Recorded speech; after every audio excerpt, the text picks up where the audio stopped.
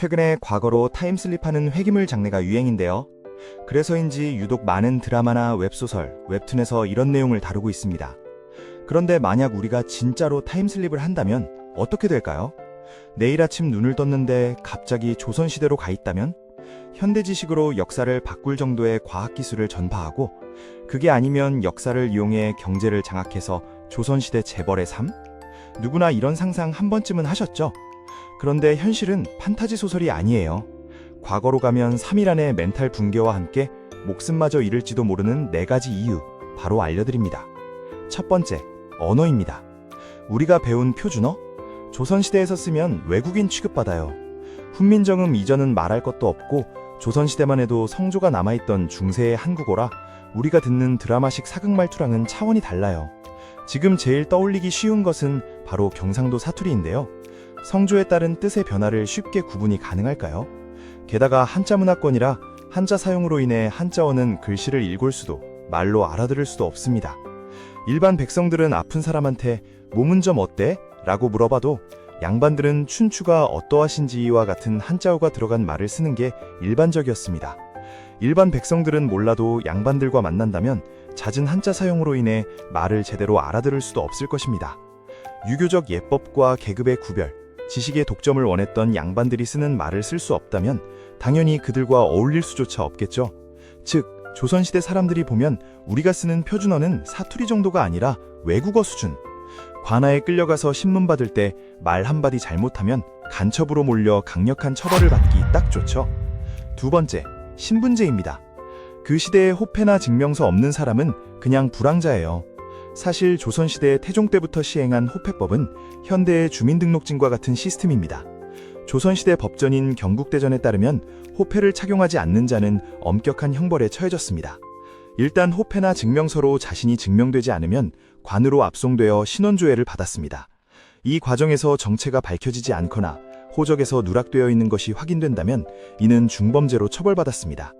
당연히 회초리로 맞는 태형이나 곤장으로 맞는 장형이 이루어졌고요.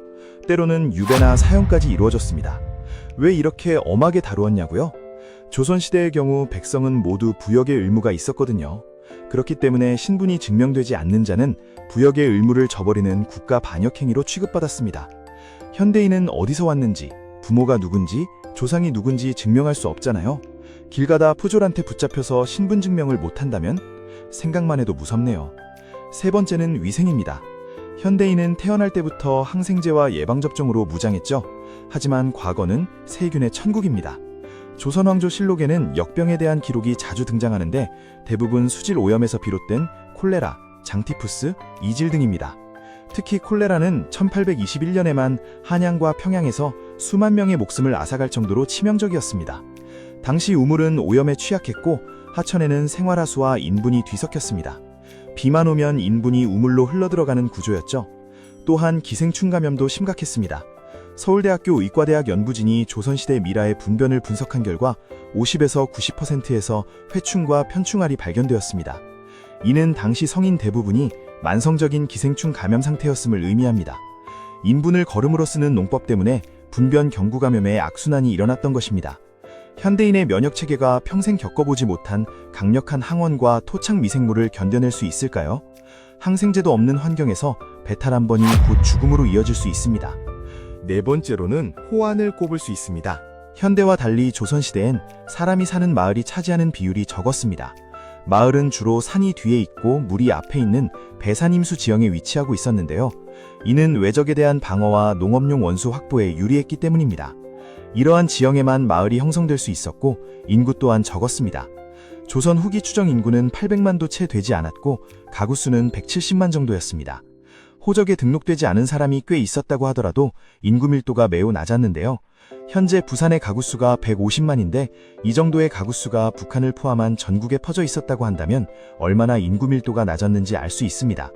나라의 대부분의 땅에 사람이 살지 않기 때문에 야생동물이 많이 살았고 또 그만큼 야생동물의 위협이 컸었는데요. 그 중에서도 호랑이가 가장 위협적이었습니다. 실록 분석에 따르면 18세기 중반 이후 한양 인근까지 호랑이가 출몰했다는 기록이 빈번합니다. 한 예로 승정원 일기에는 매년 수백 건의 호환 관련 보고가 올라왔으며 일부 지역에서는 한 마을에서 1년에 수십 명이 호랑이에게 희생됐다는 기록도 존재합니다. 이러다 보니 낮에도 숲길을 혼자 가는 것은 자살 행위로 간주되었습니다.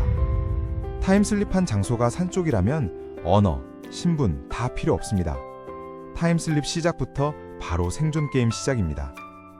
과거로 돌아간다는 건 내가 알고 있는 지식으로 나의 판타지를 펼치는 게 아니라 척박한 환경을 견뎌내야만 하는 생존의 문제가 될 수도 있습니다.